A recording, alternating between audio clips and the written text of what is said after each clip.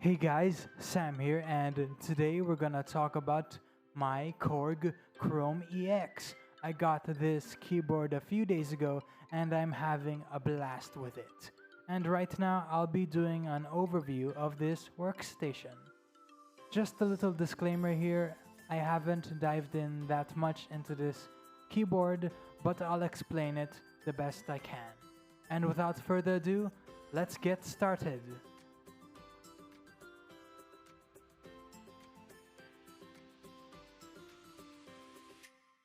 Okay, let's get started. But before we get to that, I just like to mention the keys on this keyboard feel amazing, very smooth to play. Excellent work by Korg. And on the left we have this awesome feeling joystick. Like in any other keyboard, it can do pitch bends and modulation and stuff like that. And something I like to mention is this headphone jack on the front, very convenient for silent jams. And as you can see here, these buttons on the top, it's for adding some effects, lowering the octave, and so on and so forth. And if we move on over here, we have the real-time controls. They're for adjusting your cutoff, your resonance, your release, and the select button scrolls down what effects you want to adjust, like your user effects and adjusting the arpeggio effects.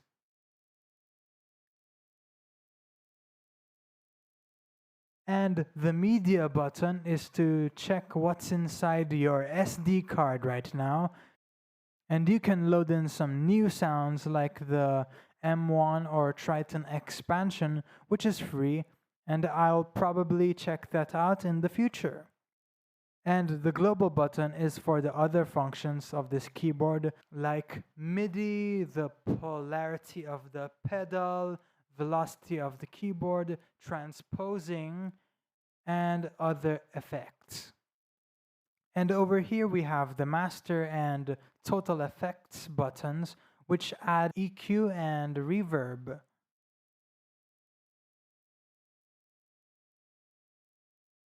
And on the front, we have this gorgeous touchscreen display. It feels nice and very clear to the eyes, and it responds to the touch very well. Excellent work by Korg. And here we have the knob dial for scrolling through the sounds, the presets, and for adjusting your effects. And the two buttons on top, well, do the same thing. Scroll, adjust, and the page button goes to the settings page, and the exit button, well, just exits or returns back to the main page. And over here is the numeric dial. If you remember the number of your favorite patch, you can just dial it in and press enter. For now, I'll be talking about the combi button and the prog button because I still haven't figured out how to use the sequencer yet.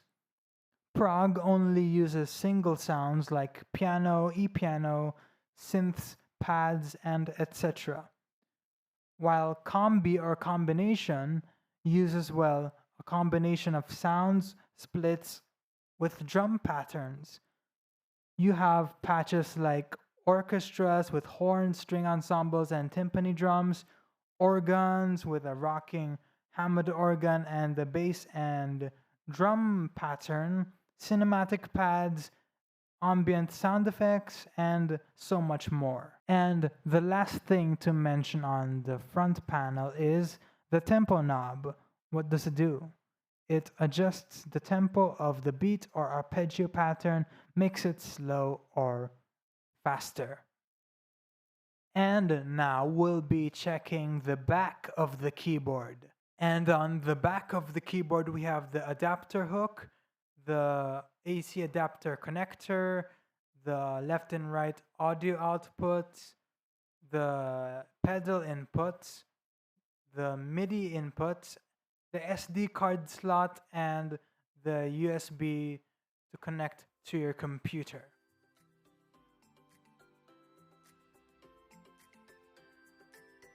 That's the end of this video. If you want more Korg Krome videos like this one, you should consider in subscribing to my channel. And that's it for today, and I'll see you in the next video.